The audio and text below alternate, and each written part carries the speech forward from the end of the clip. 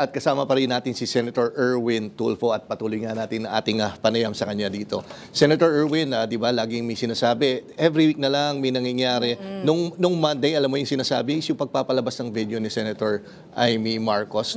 Ano tingin nyo talaga, hindi dapat nakalusot man lang sa Senate floor yung ganong klaseng video? Kasi naman, ang sinisiraan niya na yung institution itself. I mean, how can you ruin your own house, di ba?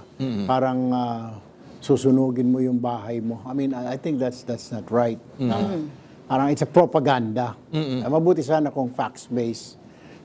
Hindi parang it's just a propaganda. Parang kaya nga yung mga manunod, I don't know kung yung object noong pagpapalabas is para, it's a propaganda, para may mga maniwala kagad, di ba? Kasi marami sila mga viewers, yung mga followers nila. So maniniwala. Kaya nga sabi ko, nung tumayo ako, sabi ko, fake news yan eh. Sabi ko, we're spreading fake news. Oh, Senator, last week pa to.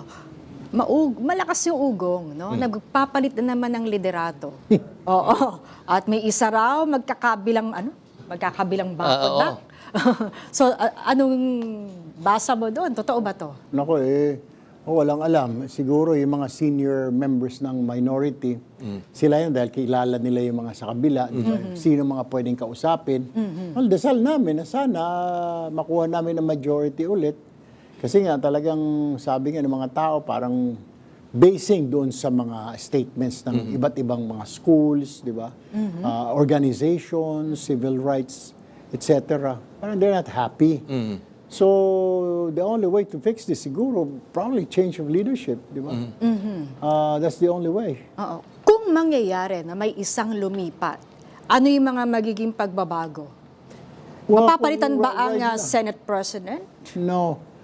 Sa rules kasi, it has to be like, there should be 13 or more na senators para mapalitan. For example, sa minority kami ngayon, so we need like 2 more to become 13 or more.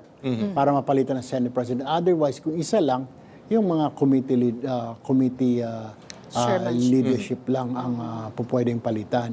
Pero still, problem pa nga yun eh. Ngayon talagang wala eh. Mukhang they won't budge eh. Any of them, I heard from our senior members na they won't budge eh, yung sa kabilang grupo. Pero yung sa group niyo, sir, are you standing your ground na kung mililipat, dapat walang kapalit na favor or ano? I mean, let's face it, karamihan doon sa mga maraming may kaso po doon.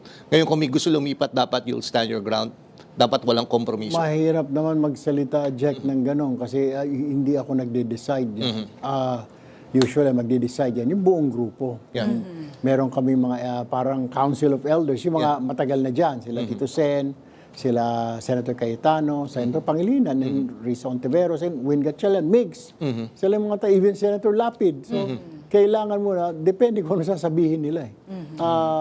Ako, I cannot speak for ika nga na, hindi, ayaw ko yan, o gusto ko yan. Depende. So, pero we've seen sa history ng Senate, talagang normal yun. Lumilipat, di ba? Naglilipat na suddenly.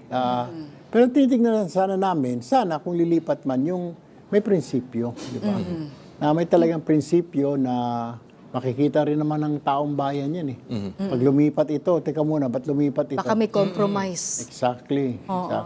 So, I guess, kailangan interviewin siguro ng grupo namin. Ba't ka lilipat? Pwede nyo bang tanggihan? That I don't know.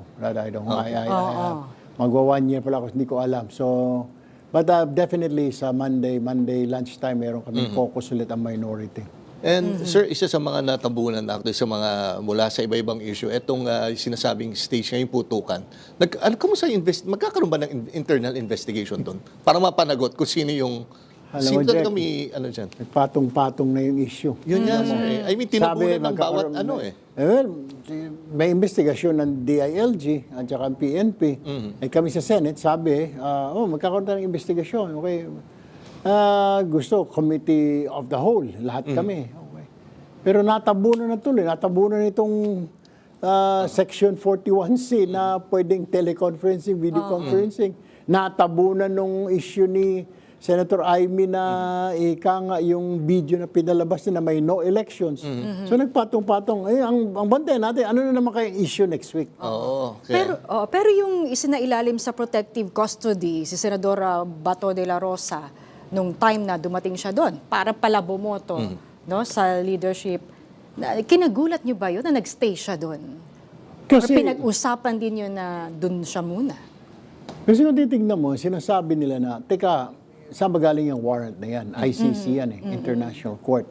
Di ba may sinasabi dati na may ruling na gagay kay PRRD, kay Duterte dati na dapat tinurn over muna sa local court. So, parang yung inaantay. So, nung lumabas na ay yung TRO dininay ng Senate, ng Supreme Court. Then doon nakita na, pwede ka palang hulihin. Kaya hindi ka pwede magkubli dyan. Kaya yun ang reason na tumakas siya kasi very vulnerable na siya. Kung wala pa pala yun, baka nandoon pa rin siya? Papayagan niyo ba? I don't know sa Senate leadership. Iba na yun. Si Senator Cayetano na yun. Pero kung tatanungin mo, ako, point of view ko lang naman. And I was still a reporter nung sila Senadora de Limas sought refuge, di ba? Senator Trillanes. Pero, nag-surrender din naman sila kaagad. Di naman, they did not stay for long time. After a few days yata, Senadora de Lima pumayag na arestuhin, Senator Trillanes sumama na rin. And siguro ito na lang huling talong po, Senator. I'm sure aware kayo na meron ng mga campaign yun. Gumagamit ng mga videos na, yung mga luma yung videos, anong mensahe nyo sa kanila? Na I think, bukod sa siraan po kayo, ay gustong i-divide ang minority. Ano masasabi nyo na lang po, sir? Normal. Kaya sabi ko kanina, di ba? Sabi nga ng isang pare, ang troll is not counted. Hindi dapat bilangin ang troll because hindi naman nakakaboto ang troll. Ang kausapin mo yung tao. Ito yung troll, they're not. Para sa akin, tama naman yung sinabi nung isang pare na Catholic priest na you don't count the trolls because they don't have the count. They should not be counted, di ba? Because yung pinapalabas nila, siyempre yung mga noon pa yun, di ba? Na hindi pa ako politiko. Recycle. Exactly. I wasn't a politician yet, di ba? So, okay lang yun. At saka alam naman ng mga taong bayan, yung kung ano-ano mga lumabas, na kasama ko sa picture yung isang contractor. Actually, the story there, yung contractor na yon gustong tumakbo sa Pasig. Diba? Magme-mayor. Gusto mag-collab sa akin na magbibigay ng bigas daw. Tatayo lang ako doon. Sabi ko, mas masama yata yung itsura no, na para kang tanga. Tapos may pangalan nila na for mayor. Tapos tatayo-tayo ka doon. Hindi ako pumayag. Sabi ko, hindi na po pwede. Tapos picture na lang. Alam ko naman, bastusin ko na. Hindi kayo pwede mahirap mo. Alam mo, tatanungin mo bawat magpapapicture. Teka, may kaso ka ba? O may gagawin ka? Ngayon, hindi mo na pwede. Everybody has cellphone, di ba? Lahat eh. So, pag Miss Man, pwede ba mag-selfie? Hindi, alam mo yun, may kaso ka bang kriminal? O may gagawin ka ba sa future na hindi maganda? Contractor ka ba? O baka ex-convict ka? O baka papunta ka na sa kulungan, ha? Nakakbay-akbay ka pa sa akin. Hindi mo na pwedeng tanungin yun eh. So, alam naman ng tao na yun ngayon eh, na hindi mo na pwedeng gamitin sa korte yun, kasama sa litrato, may ginawang kalokohan, hindi na eh. Okay. Parang obsolete na yun. Sige po, naku, maraming salamat po, Senator Erwin Tulfo, sa pagpapaunlak nyo. Alam ko, sobrang busy kayo at naisingit nyo kami sa schedule dito sa Arangkada Balita. Again, maraming salamat, Senator Erwin Tulfo. Thank you. At good luck po sa Monday. Buhay kayo. Thank you.